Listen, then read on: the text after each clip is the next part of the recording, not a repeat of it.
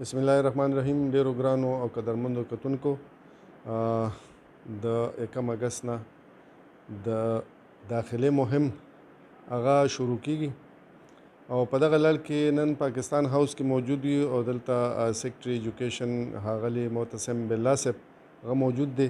داخله مهم کې د هغې ډېر زیات دلچسپي ده.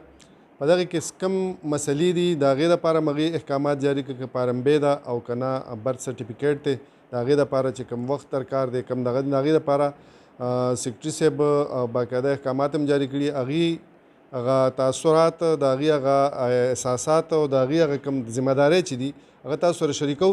نوی تعلیمي کال د 1 اګست نه شروع کیږي او زموږ په ټوله صوبه کې د داخلي مهم یو منظم طریقې سره روان دی.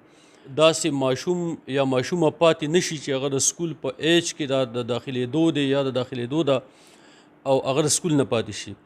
دې وخت کې کافي ماشومان چې دي هغه د دغه نه پاتې دي د داخلو نه په یو وجه یا په بله وجه.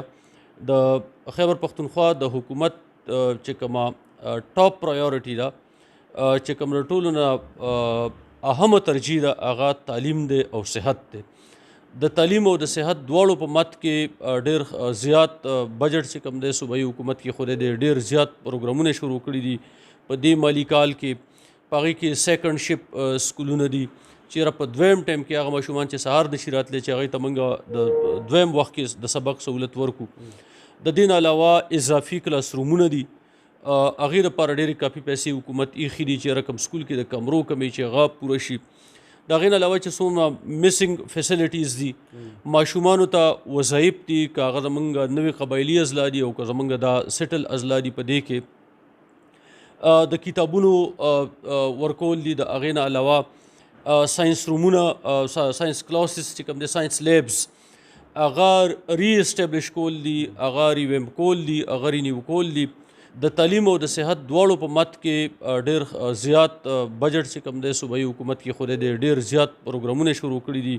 په دې مالي کال کې په هغې کې سیکنډ شپ سکولونه دي چېرې په دویم ټایم کې هغه ماشومان چې سهار نشي راتلی چې هغوی ته موږ د دویم وخت کې د سبق سهولت ورکو. نن زموږ دلته کاټلنګ ته چې موږ رالو نو دلته موږ د کاټلنګ تحصیل یو جنرل ریویو کوله او خاص کر تاسو ته او د دې چې کوم سیول سوسایټي ده سجاد مومن دی یو ښه سوشل ورکر دی یا دې کې نور د ژوند د مختلفو شعبو سره چې کوم تعلق لرونکي بشران کشران دي هغوی سره زموږ خبرې وشولې تفصیلي او هغوی ته موږ دا وویل چې یاره داسې ماشوم یا ماشومه پاتې نشي چې هغې ته موږ ورسو هغه په هر صورت باندې موږ سکول ته ورسو او زموږ د کلي د علاقې د محلې د ښار د صوبې د ملک او د پوره دنیا خیر چې دی هغه په تعلیم کې دی، هغه په یو تعلیم یافته سوسایټي کې دی چې نوي نسل کې زموږ جوان نسل کې ډېر پوټینشل دی.